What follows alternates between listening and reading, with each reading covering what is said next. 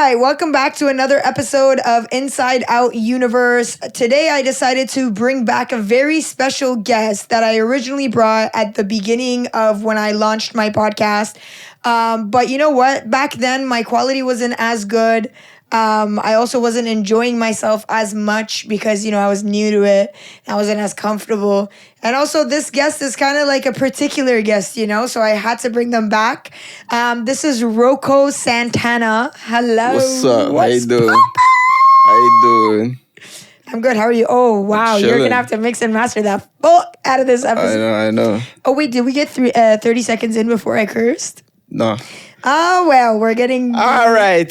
It's okay. I literally only have to wait 30 seconds before I start cursing, and I can't even do that. You couldn't do that. We literally planned this from yesterday. I know. It was today at the gym. Yeah. It's okay. I'm trying to just... But welcome back. How are you? I'm good. How you doing? I'm good. This is my best friend, guys. If you haven't seen the other episode, if you haven't seen the other episode,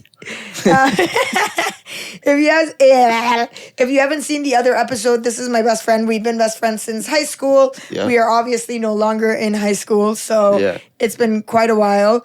Half our life. This is my friend who I like to call Dog, D-O-G. You're the real Doghead. Yeah, I can't believe my name in your phone is Doghead. Yes, Doghead. Why? Why? Yes. I don't know. It suits you. Oh, so I'm a doghead. You're a doghead. You're as doghead as it gets. It's okay. Your name in my phone is stupid with the lion emoji. So I'm as stupid as it gets. But it's stupid with the lion emoji, which kind of balances it out. What's the lion? Is the lion emoji the looks or the... We always do like the lion palm. Yeah, true. And then also like the lion, I kind of just associate with you. He's sitting here asking me that stupid ass question with a ginormous lion on his fucking forearm. But anyways, guys, this episode is not really gonna be a host and guest kind of situation. It's more so gonna be a host and co-host type of situation. Host and sound guy. Host and sound guy. This is the guy who behind the sound of my podcast episodes. Yeah. He mixes and masters. What's up? It's well below his pay grade, but he does it. Hey, you gotta do what you gotta do sometimes. I still don't know what drink this is. It's water. I'm about to it's just water. Nice. It's good water though. It's filtered water. Great water. Before we get into the episode, he did walk in with a gift. I'm assuming he brought the gift because originally he told me, hey, I'll be there in 30 minutes. After about an hour and 15, I messaged him and I said, hello, with a question mark. And he said, I'm so sorry. I was in the bathroom. I'm leaving now. So I was very annoyed. So I think that's why he brought me this gift. That wasn't originally yours. I just grabbed You something. You grabbed it on your way? Yeah. Where did this come from before I opened it? What was the thought behind this? I went to Sarnia 2 days ago. Sarnia was great. Not Narnia, Sarnia. No, it had Narnia vibes. I know. I used to pass through there to go to Chicago. Beautiful. Such a beautiful city. So then you saw this and then you I thought I get some just to make sure. When you're late, you can give it to me. Yeah. I have to make up for something wrong that I do. He has a pile of gifts in his closet just for when he's late, he can bring them to me. Just for my let's open it. First of all, Palang. Hello. Come on. Hello. Come on. Anyways, okay. It's minor, you know what I'm saying? I hope you're not... Oh, you're testing it, eh? It's the ASMR. Oh, I have to mix it. Wow. Anyways. It feels like an animal. Okay. It's dubu dere. It's belly. It's dubu dere. Guys, it's a little belly. I don't know if you guys can see this, but it's a little belly. Yeah. Shout out belly. Oh, this is so cute. He's just going to be sitting there for the whole episode. He's a co-host. That's so fire. Thank you. All right. I've always wanted a toy that looks like belly. That's why I have no particular structure for how I want to do this. I kind of just wanted to do what we do best, which is just fucking talk about random shit. Before we get into any other conversation, because you and I do occasionally talk about this, What do you think about Eshghe Abadi? Yo. Tell me. All right. I won't lie, some gems come out of that show, like some historic moments. Like what? Like the I thought this is coffee. So when I saw it, I was like so excited because I was gonna say, it's hilarious. But seriously, what do you think about that show? By the way, for people who are not Persian, Eshghe Abadi is like the Persian Love Island. Yes, exactly. It's Persian Love Island, right? So it's kind of like a similar kind of brain rot, you know? But damn, it's like you just it goes to show you how much we gravitate towards garbage. Yeah. Like garbage drama, you know what I mean? Like nonsense drama. It's like interest, it's something pulls you in, you're like, you just want to look at them and be like, God damn. But you know what it is? When you watch that show, what, like, honestly, it doesn't have to be an educated and like whatever complicated kind of answer. What draws you into that show? Me in? Yeah. Because this is very scientific for me, guys. I need to know. I guess, like, it's so crazy how, like, in this show, people talk about relationships, like, so openly. Like, people don't talk about relationships like that in the real world. Okay, fair. You know what I mean? Like, in the real world, if, like, there's a group of friends somewhere dating the other one somewhere, like, it's not part of your regular conversations. But this is all they do. All they talk about, other people's relationships, their relationships. I don't know what kind of thing they introduce to them to challenge them to act the way they do. But it's not like people in real life don't really act like that. So what about that interests you, though? It's interesting to see how people talk about those kind of things. It interests me because they just openly talk about so many relationship things. You know what I mean? Like so many like different dynamics of relationships, like different couples act different ways and they just openly talk about it, but that's not real. You know what I mean? That's true. It's not. Who is your favorite couple on that show? My favorite couple? Yeah. Shit. I don't even know, man. If you had to pick one, who would you pick? Because I can't really say because I watch the shorts mostly. Like I watch. My mom knows more about the show than me, and all she does is watch the shorts, right? Because it's a lot of nonsense. Like if you, I like Tadnaz and Shaheen. I guess they have like a cute thing. Yeah, they've been together since the beginning. So I guess, to be honest, if I had to answer that question, I would probably say the same thing, just because I feel like they have the most, like, I don't know, it's actually a relationship, whereas the other ones, it's like a forced relationship, or it's just like dog shit drama. But like, so I do kind of like that. There's also Amir Hossein and Sevda, but their relationship is a little bit too like Javad for me. It's like a little bit too like marriagey right off the bat for me, and I kind of don't fuck with that. But if you were to tell me like choose an individual who you really like the most, I really liked Ali. He was hilarious. And I really liked Doki. He's so funny. I really like Doctor too, but I don't like him for the same reason as everybody else likes him, I think. I don't legitimately like him. Yeah. I like him because I know exactly what he's doing. Yeah. He was just like so quiet for like the beginning, like 40 episodes. And everybody was like, I think he's a snake. And then as he kept acting that way, everyone's like, I don't think he's a snake. I think he's actually genuinely quiet. And then he did it for so long that everybody, including me, were like, no, I think he's actually just a quiet guy. And then episode 45 hit and he's just drama on drama on drama on drama. And I'm like, say a word, Doki had it like that. Yeah. But there's a lot of like things going on around him. About him because he's a quiet guy. Yeah, because girls really like him. It's so funny because every time there's like drama. The funniest thing throughout this whole show, there's 56 episodes now. The funniest moment One was that fight with Ali where they had to pull him out and he was like, that one. Hilarious. That was the funniest part. The second funniest thing was when Mahrukh and that other girl were beefing over Doctor, and he was in the kitchen making himself a sandwich. That's hilarious. That was funny. That was funny. Not the Susk.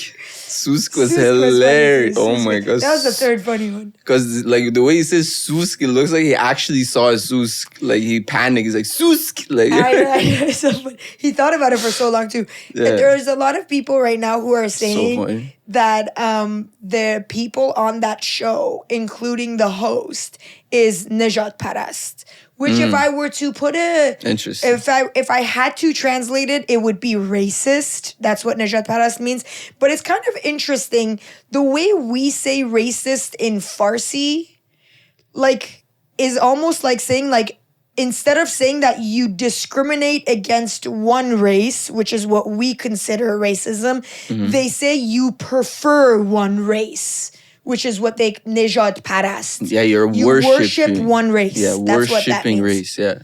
That's so interesting. So how does that translate? Like you see your race as superior to others as being a racist, but a racist in here has more of a context of you don't like one particular race. It's interesting. Can I tell you something? Now that this actually came up, I actually really like that. What? Seeing yourself. I really prefer Nejat Parast, meaning like race worshiper, over racist. Yeah. Because the way we conceptualize racism, it encompasses a lot of blaming and victimhood. I see. But I see. worship thing, it's like 100% accountability on the person who's exhibiting that behavior. Yeah. You are the worshiper of one race. Yeah. But you know what? So if they both have a negative connotation, so if being a race worshiper, like seeing yourself as superior is seen as a negative connotation versus being a racist being seen as a negative connotation, I feel like there's a lesson in there somewhere. There's lesson in there because like I feel like it's more negative to just be racist, as in like see one race as below, than seeing yourself as above.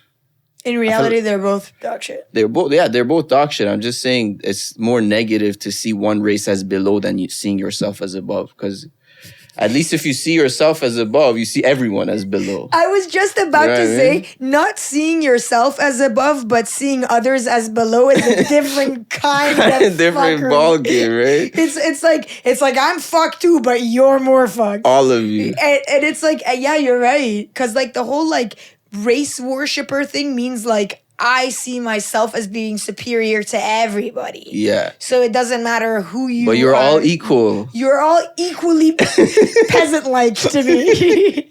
You are all equally worthless. Yeah. But doesn't that encompass so many Persians that you know? Where Yeah, it's like, it does. It's honestly. like, I'm not racist. I'm Persian. I hate everybody. There you go. That's so funny. Because Persians are really like that. They don't hate against one person, one particular type of person. They just, if they are going to be like racist, they're racist toward everybody that's not them. Yeah, exactly. And including some people within. When I say not them, I don't mean them as a population. I mean them as an individual. Yes. It goes like countrywide, like different states. We're racist toward different states. And then it narrows down to community. It narrows down to your living room. To living room. That's it. Ow. That's where it ends. It's That's beautiful. so funny. So if you're a Nejat Paras, as in like a racist, are you like that? Like you're that person. Like I'm that guy. you're that. You're that guy. That's know? so funny. But yeah, that was interesting because like me and Rohan were both like so the types of people, and correct me if I'm wrong, where it's like we don't really like I think I watch a lot more brain dead stuff because I perceive it this way, right? Like we have in our day and age in our society, our brain is always like on 1,000 in terms of the things we're grappling with, the problems we're solving, and like the tension and the speed of everything. Sometimes you just need something that like allows your brain to be a brain without having to do too much. But there is a but. I think that if you're the type of person who consumes these things, then it might not be the best for you. But if you are the type of person who can see these things as being passive, then I think it might be good. Like I play it and I'm showering. Yeah. Okay. I'm doing my makeup. I'm doing my hair.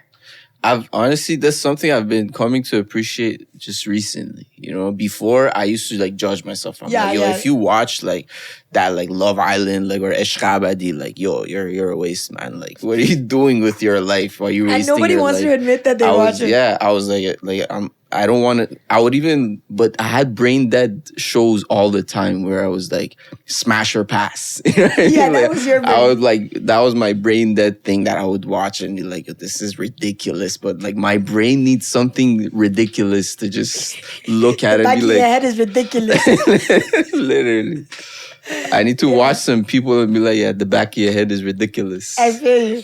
I feel those ones. Ain't no shame in the game, you know what I mean? Sometimes your brain just needs some fucking garbage. Dog shit. I could curse 30 seconds past, man. I think the realest person I ever asked, like, what's been on your mind lately? And they didn't come up with, well, I'm trying to plan how to build generational wealth. I wake up at 5 a.m., but 8 a.m. I've already built an empire. Because that's everybody these days. I asked after he was on my podcast, and I asked him, I was like, what's been on your mind lately? And he was like, fucking TikTok sounds, brain rot like everybody else. And I'm like, bro, this guy's a legend. What's another guilty pleasure for you? Guilty pleasure? That like, but be honest. This is Inside Out. You gotta be honest. Don't give me none of that. Ew, I eat candy sometimes. Give me something dark. Dark, right? Shit. Guilty pleasure. How dark? Oh shit, this guy's pulling out the file cabinets. The darker the better. No. The inside ear, the out ear. What's my guilty pleasure? Something that you judge yourself for. Something I judge myself for? Yeah. Damn. Like, I'm gonna think with you. Yeah, think with me. What I judge myself for? I try not to judge myself. I like, not beat myself over. See, I used to beat myself over the head over watching like random nonsense and just go on. Like, I'm a very nonsense person, you know what I mean? And I consume a lot of nonsense. And sometimes I even ruin, like, I send my friend. Okay, so this is here we go. I'm getting somewhere, right? So I gravitate towards a lot of nonsensical things. I know you do. You know what I mean?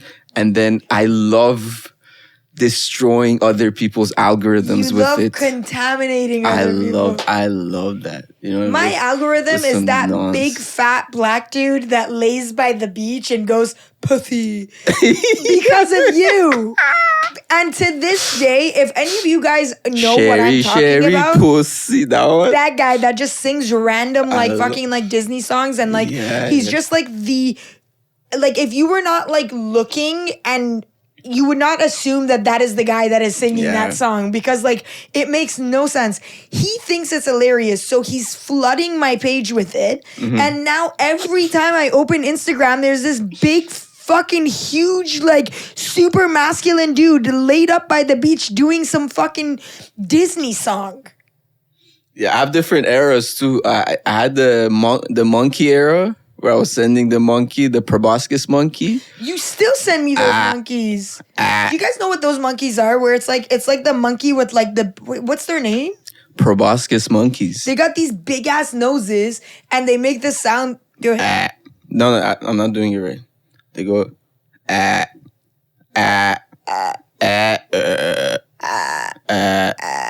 And they You know do what that they for sound like like? ever. And this guy's love it. every other video, it's one of those like, how many times can I hear that sound without being like, okay, I've had enough? So you know what's so interesting about that sound? The first time I heard it, my mind was blown. Why? I'm like, this is crazy. It sounds like one of those like Old typewriters? No. Like imagine like 1950s and they were doing like science experiments and then there was these like commands where it's like open door, close door. Like, you know, like they had You're so press ridiculous. enter, you know? That's and then, your guilty pleasure? And then but like that encompasses a lot of things, you know what I mean? So You just like love corrupting other people. I love contaminating like people with something that's healthy. Yourself for that? No, I don't. But that's a guilty pleasure, no? But I was thinking more in terms of something you do that you know you shouldn't be doing that you judge yourself for. Like, for example, we talked about watching these dog shit shows. Okay, there's a lot of those. Like, for example, I'm a napper. Okay. I'm a napper. And like, people I think on social media have this perception of me where it's like, oh, she's a go-getter. She probably wakes up at 5 a.m. and she's bench pressing fucking 250. Like, you know what I mean? Close. Like they think I'm so close. 25. But they have this and it's to a certain extent true. Yeah. But like I'm such a chill person if you meet me in real life. And when I say chill, I don't mean I'm chill like in terms of like I'm so laid back. I'm definitely not. I'm physically very lazy. I'm very like labor declined. You know what I mean? Like my house has a lot of stairs, and if I need to go down those stairs to grab water, you will catch me in bed dead of thirst before I go down the stairs to get myself water. And I'm a napper. I don't give a fuck if I have an exam the next day. I don't give a fuck if it's World War III is popping out outside my door. I don't give a fuck what's going on. The clock hits 5 o'clock. Yeah. I'm coming on a nap, bro. Yeah. Okay. Okay. And I judge myself for that because I wake up and it's like 8. But for the people that are waiting to judge me, I'm also a night worker. Okay. I sound like a hooker. I'm a night worker. A night worker. A lady of the night. No, in the sense that I have more energy at night, and I also like doing things at night because I have solitude. There's nothing to do. Everything is closed. My friends are at home sleeping. Like, then I get on my laptop. I'm fucking banging out assignments and work and memos and whatever I gotta do. Yeah. You know? So in that sense, it works for me. Yeah. But if I had a job where I could not sleep at around 5, max 6, I don't know how helpful I could be to you in that capacity, bro. Clock hits 5, I'm coming on on my desk. So you judge yourself for that? Why? Because it's not healthy. Mm-hmm. Oh, so you don't like it? I don't like it. You can't find a way to make that functional for yourself? I enjoy it so much. Yeah, so... I would rather not sleep at night, which is what I pretty much used to do all throughout my law school. I would run in the morning, go to the gym. I'd wake up at like 5 a.m. Yeah. I'd go to work. I'd go to school. But I'd come back, take a nap, wake up at like 9 p.m., and study and work all the way till 3, 4 in the morning, shower and go. That was like my daily routine. Yeah, no, I get it. And I function well on little sleep, which I know I don't recommend it, but... You're speaking my language right now. So that function well. I actually function worse on a lot of sleep. Yeah. I function worse. I noticed that. I feel too good right now. You know what I mean? Like I need a little bit of a struggle when I wake up, because when I surpass the struggle, I'm hyper alert. Mm-hmm. You know what I mean? Like, pretty sure that's what people who do cocaine say. when I get nice sleep, I'm like, wow, this life is, you know. Yeah, let me just go and watch a dog shit show and enjoy the day. I can take it slow today. You know what I mean? But when I wake up, like 3 hours of sleep, you're like, yeah, you gotta get things done, you know. Also, I think that's ADHD. Interesting. People with ADHD, don't frame this and put it on your wall, but I think people with ADHD function better on less sleep. Yeah, I function better on like some level of struggle with the thing I'm doing. You know what I mean? Also, I function well, like the thing you said about very late nights.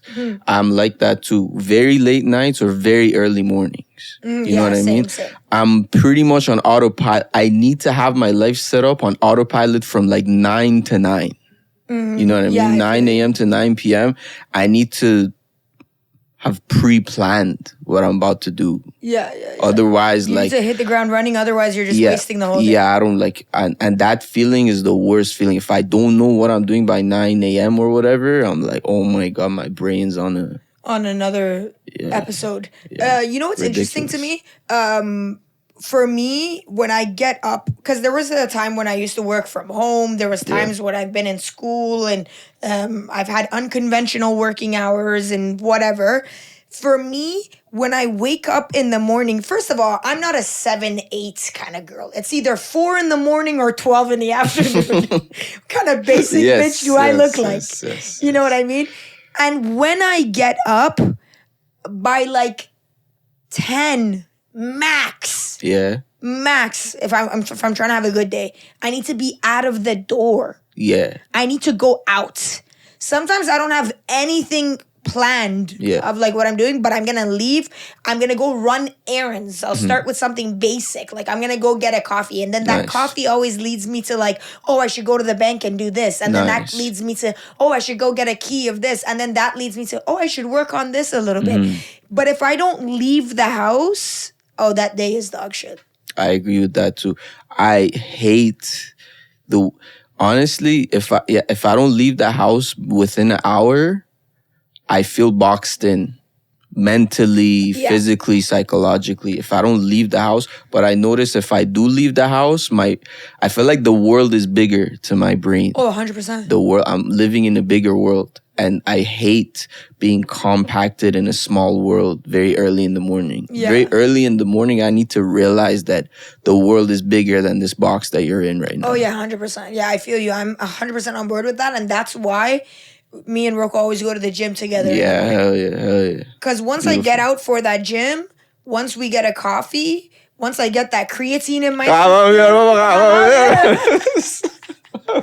once we get that workout in, oh, I'm a monster after that. I'm not going to stop working till nighttime. Nah. You know what I mean? Solid. Sometimes if I get a good morning, I might not even need a nap. Exactly. You know? But to be fair, guys, I swear to God, I'm not just saying this, I haven't taken a nap. Actually, this goes to your question because you were like, if you don't like it, why don't you stop? I haven't. You know my days better than... What? You know my days better than I know my days because you and I are always texting throughout the day. Yeah. I haven't taken a nap in months. You remember before I used to take a nap all the time? Yeah. In the afternoon. You haven't taken a nap in months? I have months. No way. Months. How do you feel about that? I was just curious how you feel. You miss it, eh?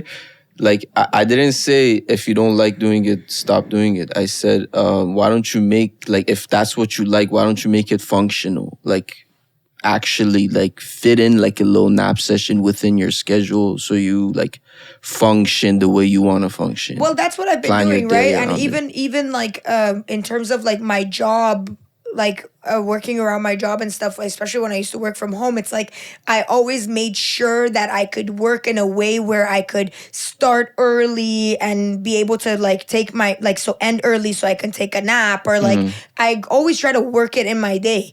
But I'll explain something to you and I think that you might understand this. I have a very addictive personality, okay? And maybe some of you watching will relate to this, maybe you won't. I have a very, very addictive personality, and I almost am just calling it an addictive personality because I feel like it's easier for other people to understand. It's a little bit of my OCD. Yeah. Once I fall into a certain pattern, you just stick like with it's unbreakable. Yeah. Like it could be a healthy pattern or an unhealthy pattern, but once I'm in it, I'm in it. But you know what the only thing that overpowers my OCD and my addictive personality is my sense of pride. Okay. And my almost like my cockiness and my stubbornness. Okay. Where it's like, I swear to God, I'm not saying this to be funny. I could quit anything. Yeah. Anything. You don't want to. Just off of being like, meh.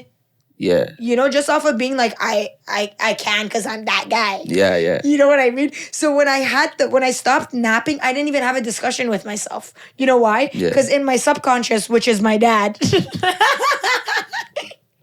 This episode's getting so deep for no reason. In my subconscious, which is Abba, which is my dad. Yeah. To have a conversation with yourself, to negotiate with yourself about whether or not you should or should not take a nap is beneath you. Yes. If you want the nap, take the fucking nap. If you don't want the nap, don't take the fucking nap. We're not having a conversation about whether or not we're taking a nap. Yeah. You know what I mean? So I just kind of like did it. I was like, meh. It didn't work with my life anymore, so I was like, meh. Beautiful. Yeah. It's a beautiful thing. It's good to be cocky. That's what I'm saying. That's a good thing to have. It's a protective factor that you have. Yeah, for sure. That protects you from a lot of things. You know what I mean? You saying Apples is protecting me? Hey, no, whatever that cockiness is in your brain, it's a protective factor. Because as soon and you have a good enough like head to realize what's good and what's bad. So the second you realize something's good or something's bad, your cockiness wouldn't allow you not to execute. So that would be considered a protective factor for you. That is true. You know what though? You know me like better than anybody in my life. I'm a very emotional person. Yeah. I'm extremely emotional. Like I'm so sensitive, like it's crazy. And I don't even know how to describe this to people because I have such an opposite kind of front. Yeah. Where you would think I'm like the most like I'm so emotional. Yeah. But I'm not at all guided by emotion. Things come down to very practical decisions for me. You know what I mean? Like, it's a very, like, I don't put emotion behind things. And I'm not saying this to be like, oh, I'm fucking sick with it. It's my survival mechanism. Okay. My survival mechanism that I've always operated on my whole life I had never had the luxury of making a choice based on emotion. Yeah. It was always like, okay, we can't take a nap anymore. Oh, we can't do this anymore. We can't eat this anymore. We can't whatever. So I've gotten used to cutting the fat without thinking about it. It's like, I can't. Okay, I can't. Yeah. You know what I mean? It's just, my brain doesn't go into an automatic of like, oh. Well, I view that differently. When you say emotion, I feel like you put emotion behind that decision that you made. You know what I mean? Like, I put emotion. If you make that decision where like, I'm going to stop taking a nap, you know? And you put emotion behind it, you're like, yeah, I'm not a napper no more. You know what I mean? Like if I make it, you could make that decision with your brain or your heart or, you know, you could make it with your nuts, you know what I mean? But at the end of the day, like you put some, at least for me, and I feel like I noticed it in you too, like you put some emotion behind whatever decision you make with your brain. That's the stubbornness. Whatever decision I make, I stand by 10 toes. Yeah, so stubbornness, I guess it's an emotion. You know what I mean? Sure. Like you would let that emotion of like cockiness, that pride, like emotion of pride not like move you. Not steer you away from whatever you want to do. Whatever decision you made. That's true. You know what? I actually recommend that to people. I really do believe that like there is a place for like, not really even there's a time or place. All of these things like your mind, your heart, and like your emotions and your thoughts and all of these things need to be working together for you to make any well-rounded decision. We have this conversation all the time. I've had it on my podcast. Yeah. But I do recommend that generally to people where it's like if you know you have to do something from a practical standpoint, don't think about it too much. Like, don't dig into that decision too much. You just have to do it. So you got to do it. You know what I'm saying? Like, because when you start digging, emotions come out. And then when emotions come out, thoughts are provoked. And it's just then it becomes this battle of whatever. It's just like certain things don't deserve that level of thought. Yeah. It's just, it is what it is. Thoughts are so tricky. They're fucking Thoughts are so tricky. Oh my God. Oh my God. You are the definition of thoughts are very tricky. Yeah, thoughts are so tricky because you don't know where they're coming from. Tell us a little bit about your battle with thoughts. Thoughts, right? Yeah, you're such a thoughtful guy. I'm a thoughtful person, but like you don't always know where your thoughts are coming from. And a lot of times so many thoughts hit you at the same time. Okay. Also, I do a lot of like, you self-analyze, you know what I mean? Like you put thoughts on a paper. You're like, okay, I'm wrong about this. I'm right about this, you know? I'm very open to the fact that I could be wrong. Maybe you know you're too open to it. Maybe I'm too open to the fact that I could be wrong. And that's my battle with my thoughts. You know what I mean? So I'm very open to the fact that, and it's a healthy thought to have a conversation with yourself and just realize that you're convinced about something, and you could be so convinced about something and still be wrong.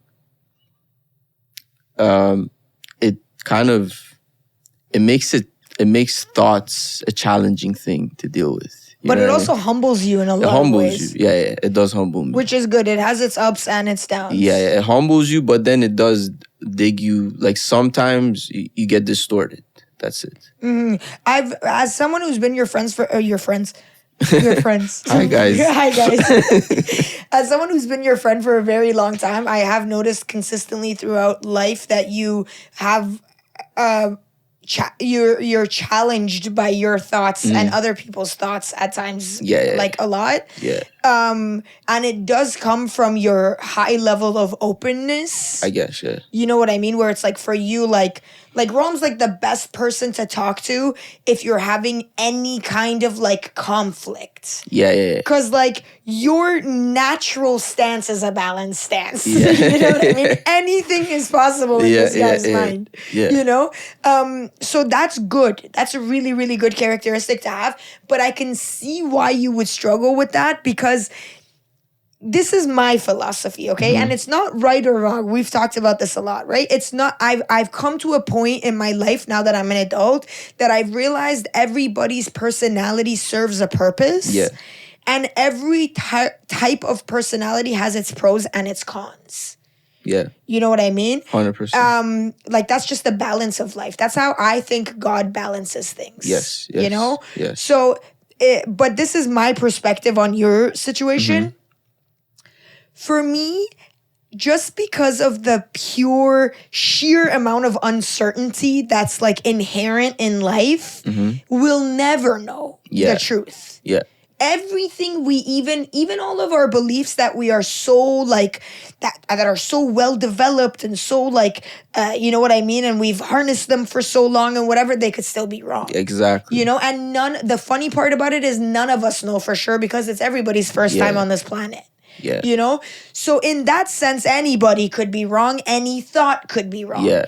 But it comes down to, for me, I need something to stand on so I can move forward. And if at any given moment, any thought could be or could not be, that's going to be like such a wobbly walk for me. So I choose the most productive way of moving forward. Yeah. And I assume that that's right. Okay. Okay? So I move forward based on that. That's exactly why. I wonder if anybody else watching this understands what's happening. What language are we speaking? I'm tuned the fuck in there. But that's exactly why people, including our own friends, accuse me of always thinking that I'm right. Okay, they say like, you always think you're right or whatever, which I completely understand. But the reason why that offends me is because it's actually 100% false. I'm the type of person who thinks everybody's wrong. I think I'm wrong, you're wrong, I don't know. You just need to keep shit moving. Only God could come down and tell me the truth, and I'll be like, all right, that's it. For me, anything is possible. I get it. But I just want to keep shit moving. You just want to keep it moving. You know? Hey, I could use some of that. That's why we're such good friends. Yeah, I could use some of that for sure, 100%. Yes. The best course of action is just one. But I do think that's why you and I are such good friends. Yeah. Because sometimes I'm moving too much, sometimes you're grooving too much. But together we're moving and grooving. You know what I mean? Exactly. I wonder if. But when I see like, see, that's so crazy. What? Sometimes like, like in our gym routine, you think I need more of a, because you don't want as much of a routine. You want more freedom. I want more of a routine because I need more of a routine. You need more of freedom. That's interesting. So you seek freedom more and I seek routine more because there's a lot, you know what I mean? I need to. But you are freedom. Exactly. So you're on the inside, you're so free that on the outside, you need some that like structure. thing. I'm so structured on the inside You that need on the the outside, freedom. I want to be like, ah. Yeah, exactly. It's so funny how everybody, like, however way you spin everybody, it comes to a balance. Yeah. And that balance is the same as everybody. Yeah, that's so interesting. Mahtub sent me an interesting video someday, and it had me thinking. sends me videos that makes me think she's reading my mind. Yeah, she sent me something. Mahtub is one of our friends, another one of our best friends, Moonlight. Major Curls, who does like all of the videos for this podcast. His girlfriend is also one of our best like friends in our friend group, and her name's Moonlight. And she's very spiritual, and she's very like tuned into this like divine power, and in that sense, like she sends us each like our zodiacs when it's like our month, and like motivational things. The things that she sends me sometimes, I'm like, is she reading my mind? Yes, she sent me something that was so interesting. What did she send you? She sent me something. The video, it actually blew my mind because I've never looked at things this way. It talked about shadow. Wait, I just spent 45 minutes explaining who Moonlight is. She was literally on my podcast. She was first episode. She was my first episode. We gotta bring her back, bro. We gotta bring everybody back. Okay, she sent you what? It was a 45-minute video? No, it was a short video. It just blew my mind. Okay. It blew my mind for 45 days. Oh, okay, there we go. That was the 45 I heard. Did I say 45? This is why our gym sessions are 4.5 hours. Yeah. It's supposed to be 45 minutes. 45 minutes. Maybe that's We predicted that. It was coming. I'm 45. Maybe. Wait, does our age add up to 45? Nah, it doesn't. We both definitely have some kind of... Something. What was I saying? Some kind of... Finish that sentence. Some kind of what? Finish it. Some kind of what? Your sentence? Never mind. Go on. You want me to finish your sentence or say what I was saying? Say what you were going to say about something 45. I said nothing about a 45. Just finish the goddamn story. All right. So she sent me something about the shadow. Okay. Right? Okay. This might be a reel, so I have to... Okay. I have to straighten up. This might be real worthy. Wait, what was the video that blew your mind? The video that blew my mind? So Moonlight sent me this video, and it talked about the shadow realm, right? Okay. So your shadow realm, the reason it's called a shadow is because you don't see it. Mm-hmm. So you require a community around you to tell you about what your shadow is, because you never see your shadow. Have you tried looking at your shadow? Sometimes. Yeah, me too. It doesn't really work that well, you know what I mean? But no, if I look behind you, I can see your shadow, so I can tell you things about you that you may not know. But my shadow looks just like me. Hey, you never know. Depends on how the light's hitting you, you know what I mean? All right, fair enough. So okay, so what? So that was interesting. Your shadow self only other people can tell you about? So basically, it changes your perspective about how you see the shadow self. Because when I tell you about the shadow self, you think, oh, my dark side. You know what I mean? Or like my dark desires. It's not really like about dark desires. It's about parts of you that are in your shadow. So you don't see it. But if I look at your shadow, I see it. So you need like a trustworthy community to tell you about that shadow things you don't know. That's so interesting. I think about the other way. I think about that the other side, which you and I have talked about a lot. And I actually think it was the last episode with Ruzbe that I talked about this. Part of the reason why I value community and friends so much, other than the fact that like they make me feel good, it's support, it's whatever. is that I think it's very important to like have people that reflect back to you what you want to be. Ah, okay. Interesting. Not what you are, but what you want to be. That also. So like there's this saying that's like the things that people say they are is not actually what they are. Mm-hmm. It's what they want to be. Yeah. The way that people act is who they actually are. Mm-hmm. Okay? The way that they try to put this like in like a negative frame, which is like, oh, like people are lying when they're talking about themselves. It's what they, whatever. I try to kind of like, for me, it's actually a positive thing. And in that, like what I mean by that is like, if you listen to the things people say about themselves, you can tell what they want to be like. Yeah. So then it becomes easy for you to compare what they are like to what they want to be like, mm-hmm. and tell them that like, hey, no, this is what you're trying to do. You know what I mean? Hey, no, this is what you're trying to do. You know what I mean? Mm-hmm. But unfortunately, a lot of communities and friend groups do the opposite. And our society largely does the opposite, where it's like, you did this, but you said this. You know what I mean? Where it's like a negative thing, where it's like, you're a hypocrite, or you're a whatever, or look, this person was caught lacking. They said this in this episode 15 bajillion years ago, but they did this, you know? Yeah. But for me, like, it's a very positive thing. Interesting. So that says a lot about like what community culture is and what a community should be. Because I'm like huge on like what community means. What does community mean? So to me, what community means in hunter-gatherer area, a community would ensure of their survival. And during that time, there was like they studied skeletons. Okay. And they realized there's no battle scars on skeletons. Mm-hmm. So there was no like human conflict, barely any. Okay. You know what I mean? And that was in the hunter-gatherer area. So area. Hunter-gathering area.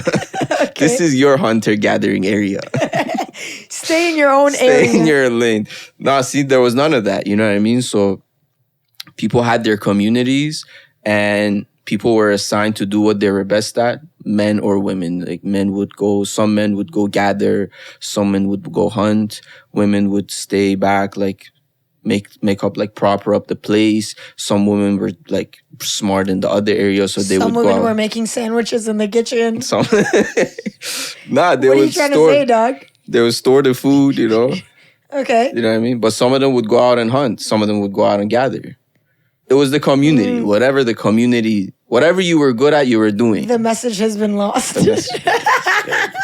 I know they're going to take this and skew it. Anyways, we're going to get into Rohan being a misogynist after. Yeah. Go and say the rest of it. So, a community ensured that like there was barely any conflict. But that's not what the community culture is today. You know, community culture today is like... A lot of times people might reflect their like insecurities. So you're as low as your community, not as high as you want to be. You know what I mean? So like, it's kind of like if we're at this level, then we're staying at this level. And if not everyone wants to go out of their comfort zone, then that comfort zone becomes what the community is, which is and it's a community culture. You know what I mean? It's kind of skewed, but like a real community culture is like, together we survive and we become what we're meant to be.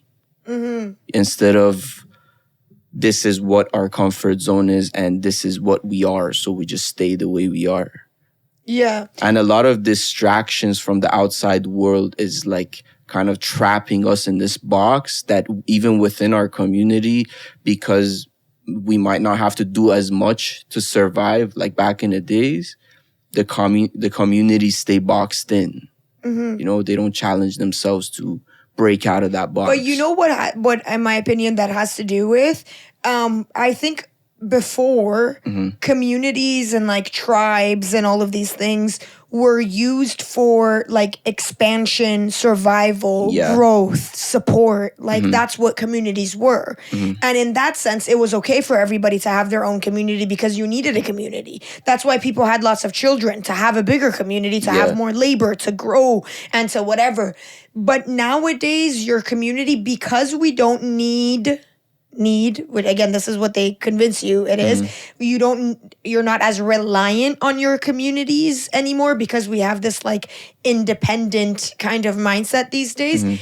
Your communities nowadays are only used to identify you. Yeah. They're no longer they no longer serve their broader purpose of your community is essentially your family. Yeah. You grow with them, you win with them, you lose with them. You eat with them, you starve with them, you die with them. Yeah, exactly. You know what I mean, kind of thing. So we don't have that dynamic anymore. So now what community you're from is just a matter of identifying you with a certain community. Yeah. You know what I mean? So it's pretty dog shit. It's pretty dog shit. I'm not gonna lie, but it's called like it's community culture. Like it's what like is. It's not like what every community is. You know what I mean? That's not like our community's not like that. You know what I mean? And I'm happy that it's this way. You know what I mean? We help each other grow. You know what I mean? But that's because we need each other. Whatever the dynamic is, who else is gonna make sure I'm grooving and moving at the same time, bro? Exactly. But that like deep down, we want to grow. You know what I mean? So deep down, we want to grow. We want to be better. We want to push each other. And deep down, we have like principles. You know what I mean? Like these things are within our principles. Yeah, I guess. Important to you. Yeah. And us. Yeah. I have a question for you. What's up? You and I. Okay, so like I'm gonna assume that you guys have watched the last podcast with Roko. Again, back then my setup was fairly new, so the quality was pretty shit. And even for me, it's hard to watch because like it's distracting. It's very like zooms in and zooms out kind of thing, which is why I wanted to bring you back. But some of these conversations might overlap. But for the sake of, you know, giving a pretty well-rounded explanation of who you are, you're pretty involved in music. Oh yeah. Okay, I don't even know how to put that. It's like you are music. Yeah, I don't even know that's how to. So tell us a little bit about that because I want to ask you questions about it. Yeah, I'm not gonna lie. I'm pretty like it's not just my profession. Like music is my profession, but I kind of look at it kind of religiously. Okay. About how I treat music, like how I value music. I think like I don't know. I've said this to you before. I think music and dogs are the two saviors of the world. In my opinion. Fair. You know what I mean? Dogs are like angels that are going to remind you about love and loyalty. And then music it's kind of like a thing that's like put out there in unlimited amount that you could use to deal with things. You know what I mean? There's like unlimited music out there to help you survive. You know what I mean? And to me, that's the purpose that music serves. It helps people survive. It helps people not even survive. Like if you're already like having a great time, it makes you have even a better time. Like it gives a soundtrack to life. You know what I mean? That's such a beautiful way of looking at it because nowadays, if every artist thought about it that way, we'd have a lot better music. Yeah, and it's because like they try to make it into like a commodity. You know what I mean? So like, let's push more. You know what I mean? The same way like they turn crack to cocaine to crack, you know what I mean? Just to sell more of it. They'll turn music to something that they can sell more of it to like capitalize off of it. But I don't think you can ever beat like good, genuine music. You know what I mean? But it's all about the mindset that the artist is going into it with. And a lot of times artists may get lost into like what either people tell them, their managers tell them, like, you have to make this kind of music, you have to make this commercialized kind of music, whatever. But no one really truly knows what they're talking about because you're dealing with human psychology. You know what I mean? The population is, because you're dealing with human psychology, it could be very like unpredictable. You don't know like what's the vibes today for planet Earth. You know what I mean? Yeah. So I feel like nothing beats like genuine music that comes from the soul. And because a lot of people have a lot of like things in their head, like a lot of talks and a lot of voices in their head from the outside world, it distracts them, makes them forget the music of their soul. You know what I mean? Yeah. I have a question for you. What's up? It's kind of a weird concept, but I really want you to do it. I want you to like look in that camera, look Okay. into your camera. All right. Roko's like notoriously horrible with cameras, by the way. I'm surprised we even have him here. I feel like I'm gonna go watch this video back and you're not gonna be here. It's just gonna be Hey, like I've been better. no, you've been killing it. Also, it's different when you and I are doing it together because it's just like a regular fucking conversation. I want you to look into that camera and give us like a 15-second whatever, like you're talking to music. Talking to music? Yeah. I just want to know if we don't like it, we can cut it out. 15 seconds. Thank you. I appreciate you. I appreciate you for what you've done for the world and for the planet, and your power in the right hands could change the world for better. That's crazy. Yeah. What else? What else? Tell her more. Music wants to hear more, eh? Tell her more. What's up, baby? I wanna hear you talk about what music means to you and what it's done for you. Okay. So thank you for bringing me out of my own head. Thank you for bringing me out into the world. Thank you for making me strive to make it with you. You know what I mean? If I was to talk to music, I would thank it for making me... You are talking to music. Yeah. Yes, I am.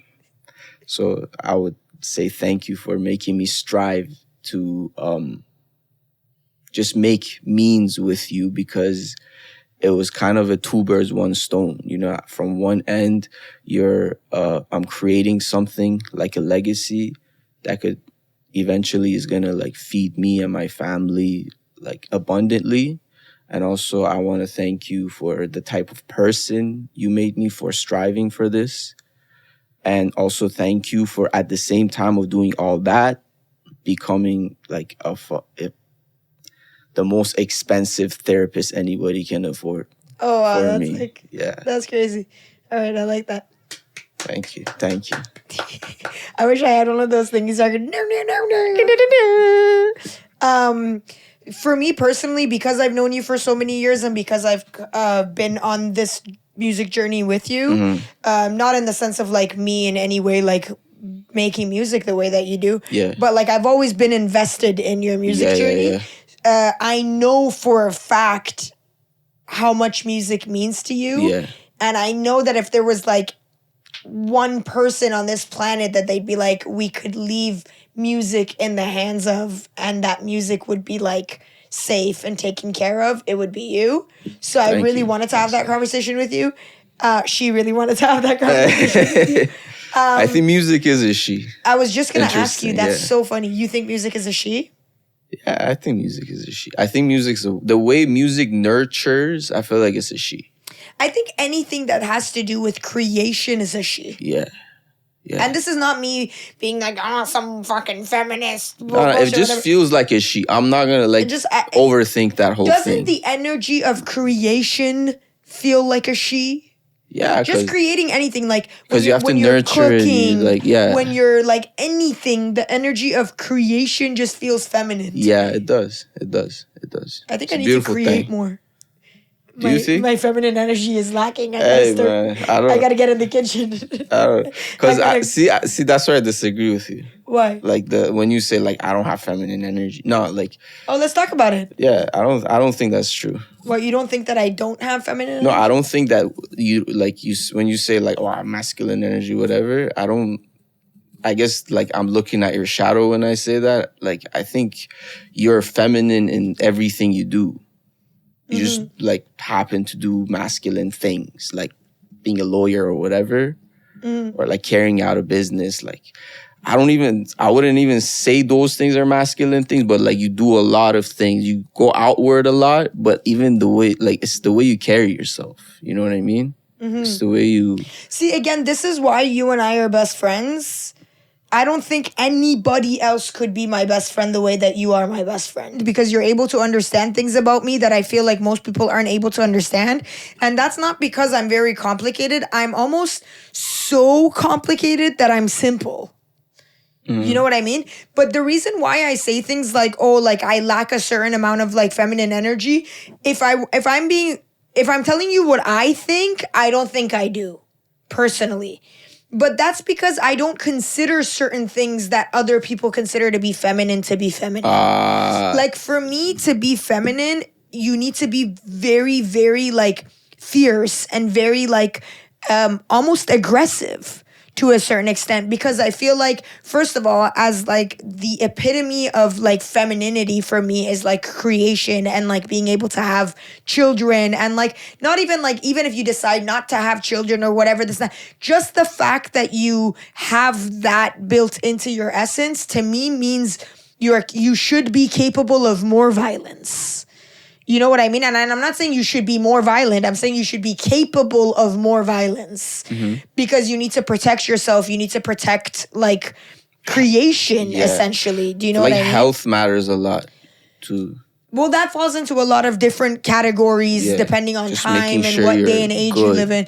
Exactly. And then also, like, it's like the society you live in. You know what I mean? Like, I'm sure that if I lived in a different day and age where, like, women were treated more, with more, like, fragility, then maybe my version of femininity would also be softer. Yeah. But because, unfortunately, that's not the case, I feel like it's only natural for femininity to be more pronounced nowadays than it would be, like, ideally speaking. Yeah. You know what I mean? Because, like, I don't know. Like, I do think, like, you need to, like, I don't know. I also am, like, a little bit scarred by my own parents, where it's like I saw my mom's softness as not being a very, very good thing. Because at the times when I needed her to protect us, she wasn't able to do that. And I associated that with femininity. I think I just unlocked a new trauma in my brain. I associated that with femininity. So for me, because I love the people around me, or like whether it be my children in the future, or like my friends, or like the people that I love close to me, I feel like I need to display a certain amount of violence and aggression so that like threat stays away. Yes. So people stay away. But everything you just said, there's like a feminine touch to it that you have. Even there's a feminine touch to your violence. There's a feminine touch, like, you know what I mean? Yeah, I feel you. So like if you write like a crazy, like, so like in your practice, you know what I mean? If you're doing law, you know what I mean? The things you stand up for, the way you stand up for it, like it has a touch to it. It has a feminine touch to it. You know what I mean? It has an elegance to it.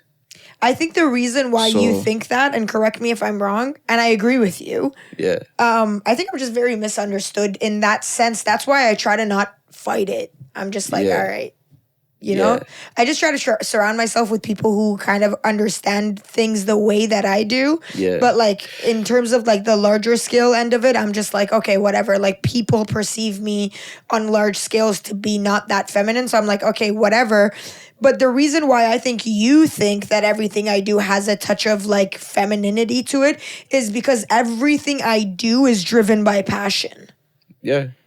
You know what I mean? And whether it's like sadness or anger or this and that, everything I do is like driven by like just pure fucking organic passion. Passion, right? Yeah.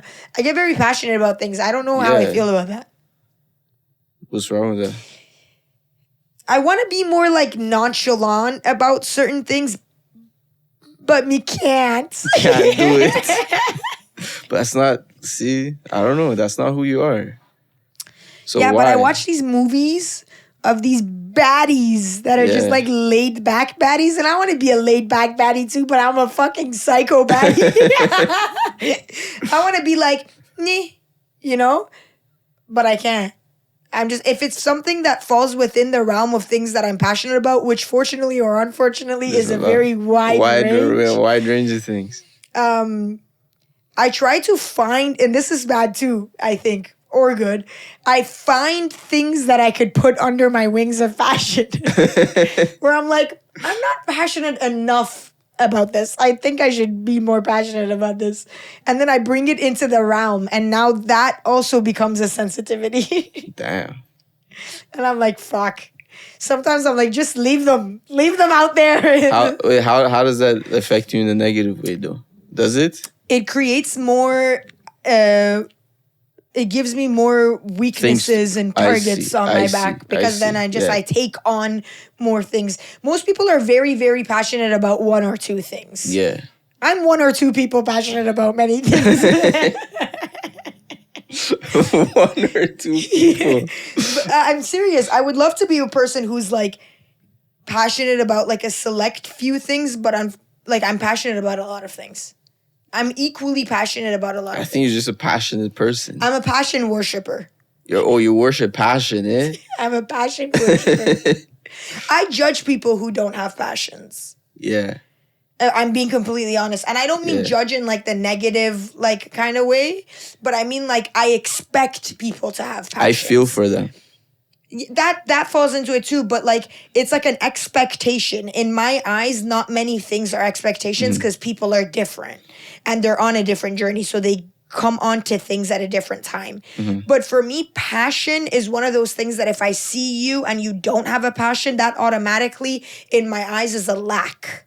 But you know why I feel for them? Why? I have like I feel for them because a lot of times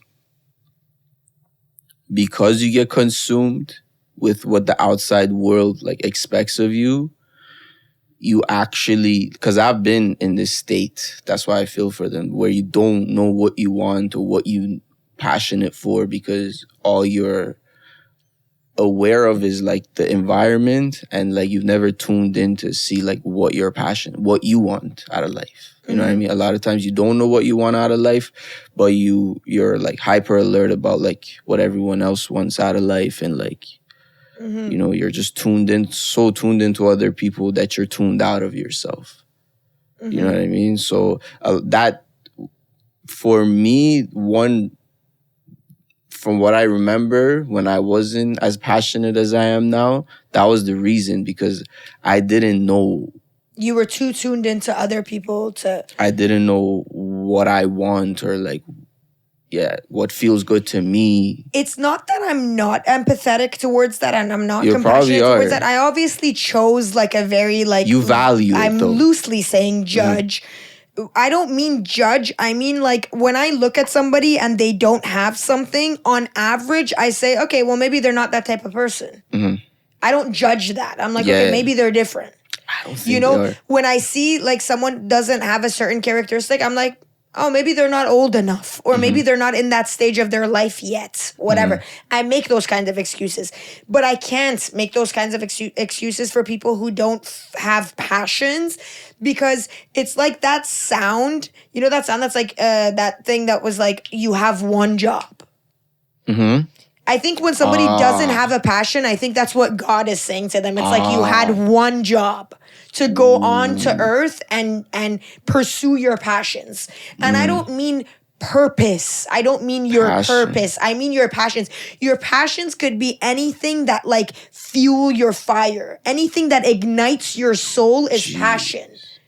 You know what I mean? So it's not a matter of like, finding your purpose where it takes time to cultivate and to whatever.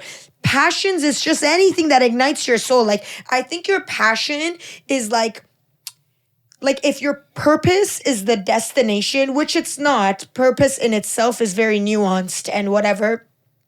But if you look at purpose as like the ultimate goal, I think passion is like God's signals towards your purpose. Yeah. So anything that ignites your soul, you have to be passionate about it. You have to follow it because ultimately that's God trying to bring you to your purpose. Yeah.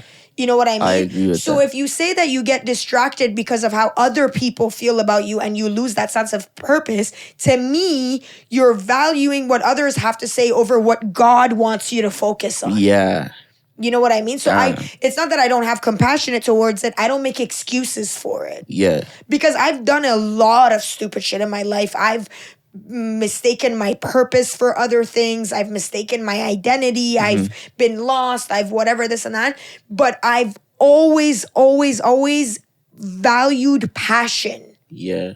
Where it's like anything that ignites, like anything that tickles your soul, you gotta follow it and see what it is. That's it. Honestly, that's a good way of looking at things. Like if I had to, I feel like it is. If you have one job, is the best way to say it. You have one job. You have one job. I feel like if you had one job, that would be your job, to realize what your passion is and follow it. And follow your passion. So if you're lost, that's all you need to know. Yeah, in a just way. follow what makes you. And if you don't know what you're passionate about, like, find it. Those are the best sense signals, like the best signals for you to find what your purpose or your meaning is by following those passions. And I remember one time I had this conversation with Omid. Yeah. Where I was like, he was talking about this. And he's been on the podcast also. I think he was like in the first season. Yeah. And he was like saying something like, I was like, if you're lost, just follow what makes you feel good. And essentially, I was trying to break down to like this conversation where it's like, follow your passions and it'll lead you to your purpose. But his response to me was actually a response that I've gotten from many people, which was like, a lot of things make me feel good. It doesn't mean that they're right for me. You know what I mean? And unfortunately, nowadays, that's even more prevalent because there's so many things that are meant to like artificially make you feel good. Mm-hmm. You know what I mean? That kind of like distract you from your purpose. But I think that comes down to knowing yourself and what your connection to your soul is like. Yeah. Because I think for me, that's step one. Even when I've talked about this on this podcast many times, the balance between your mind, your heart, and your soul. Yeah. It comes down to knowing yourself. Finding your purpose. It comes down to knowing yourself. Following your passions. It comes down to knowing yourself. So you know that saying that's like, if you don't know what to pursue yourself? Mm-hmm. That's literally what that is.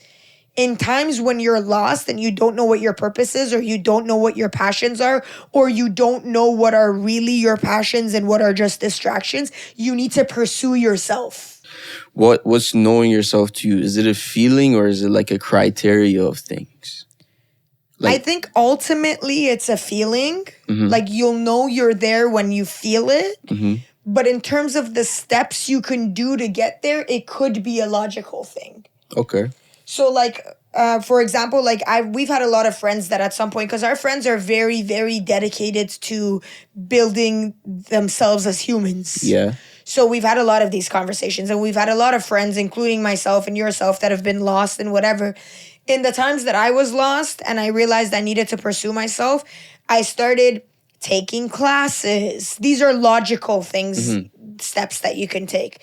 I started literally pursuing things that where like I was the end goal. Yeah. So like I was like taking classes to see what made me feel better. I was doing more things. That doesn't mean just popping out and going out, like meeting more people, spending more time with myself, watching more movies, listening to different kinds of music, like anything, just pursuing anything where you are the end goal. These are like the logical steps.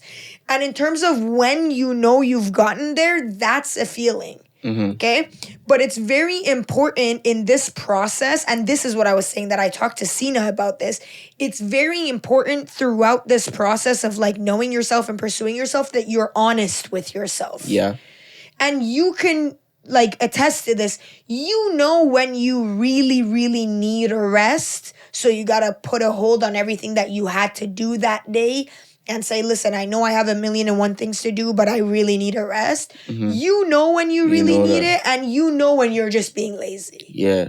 Because when you're just being lazy, you get this anxiety. Yeah. But when you really need the rest, it slaps. Even when you cancel everything to take that rest, it slaps. Yeah. It's kind of one of those things. You got to like follow that feeling, but you got to like do it. You can put logic to it because when you're first trying to get to know yourself, you don't really know that feeling that well. Yeah. You know what I mean? So I don't know. So I have two. Did you want to ask me something? No, I was going to say, I wonder if anyone watching this podcast has any idea what's happening this whole podcast. Anyways, go on. So I had two things to say about it. So the first thing, like one of the most practical things that I have suggested for myself and others to know who you are is to like do things that make you feel like who you are. You know what I mean? Like for me, for example, if I put a song on and I start singing with it, that kind of reminds me who I am. You know what I mean? There's like certain things you do, and it's good to always remind yourself who you are. You know what I mean? Just like smallest things. You know, if I go take a shower, it's just a second, like I have like that moment to myself. I'm like zoned out from the world. It kind of clears my head in a way about like who I am and what I want. A lot of times I've like gone on like super long walks, and I've told myself, like, why haven't I done this earlier? And I really, like, go in a place where I could even talk to myself, like, loudly, not in my thoughts. Because, again, that's the thing with thoughts. Like, I don't know where thoughts come from, but when I speak to myself with volume, you know, like with full-on conversation, like a crazy person. You feel what resonates. You're speaking. I feel like that's the person. That's who you are a lot of times. You know what I mean? That's so interesting. A lot of these activities that like I do reminds me who I am when I don't, and I don't feel like who I am a lot of times. I forget who I am. So a lot of these things like remind me who I am. Like, so then music. Music reminds me of who I am. That's crazy. If I work on music, it reminds me of who I am. It reminds me of, well, music particularly, it reminds me of who I've become, who I was and who I've become, like who I had to become. You know what I mean? Also, then the other thing I was gonna say about like knowing yourself is I forgot what it was. Wait, okay, I was gonna say something. Yeah, say it. This is obviously a much deeper conversation, and you can always come back and we can have this conversation more in depth, because you and I go in so much depth into conversations that we could literally dissect something for days. Yeah. But I also do believe that you don't find yourself, you create yourself. That's what I was gonna say. I got what you were trying to say. Yeah. You forgot it, so it went in the air and I grabbed it. Yeah. So I do believe that you don't find yourself, you create yourself. Yeah. But I do believe, and again, you know, like this also kind of depends on how spiritual or how, I don't know, I perceive it as being just connected. I don't really have a name for it, whether it's religious or whatever, but I do believe there's a God. Okay. And I believe that God is like the God of like beyond religion and all of whatever, just creation, creating, purpose, this world having meaning. Yes. You know what I mean? That's how I perceive God. So everything in the world for me has meaning. Yeah. You know what I mean? And I do think that in a lot of ways we create ourselves, but I also think that because we are able to create in a lot of ways, like Ali always says that, we all have a little bit of the essence of God in us. And I think that God has a different plan for all of us. So that essence is different in all of us. Yeah. Which is why, like, when you're pursuing yourself, it's not so much as like, oh, I'm finding myself, I'm lost. It's like, let me find that essence so that I can better bring out what, like, God intended me to be. Do you know what I mean? So, like, and then there's things that, like, the exercises we said or, like, ways of pursuing that. Yeah. But I do think that ultimately knowing yourself is to know God. Yeah. You know what 100%. I mean? Like, really knowing yourself and knowing your essence is to, like, truly know God. If there's a lot of you, do you pick and choose your favorites? If there's a lot of God's essence in me? Yeah, there's a lot of I God's think that's essence. unique to you because you're a prophet. God was like putting a little bit of essence into every human, and his hand went like this. And for Roko, he put a lot of his essence into you, spicy. and you turned into like too much God essence. No, I don't think there's such a thing as there being too much of you. But if there is like, sometimes there's like certain things that are very potent and there's multiple ways that you can manifest them, then I choose. Pick and choose, right? Yeah. And I think that that's free will. Yeah. I talked to Sagar about this, about like what I mean free will to be. That's what I think. Yeah. When you're following God's essence and what God intended you to be, bringing that out and manifesting that, I think is free will. Yeah. I feel like it is free will to actually pick and choose what parts of you want to hone in on.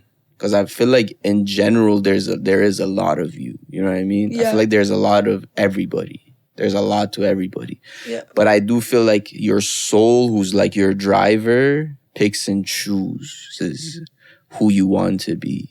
Mm-hmm. You know what I mean? And that ultimately becomes that. Honestly, this complicates the knowing yourself for those who like. For those that doesn't make sense, like just know yourself. To that sentence itself, to a lot of people, it doesn't make sense. What do you mean know yourself, right? I feel like this conversation, even though it seems complicated, like it's could simplify that. Yeah. You know what I mean? You could be parts of you. You know what I mean? You could create you. You know what I mean? I think there's a hierarchy.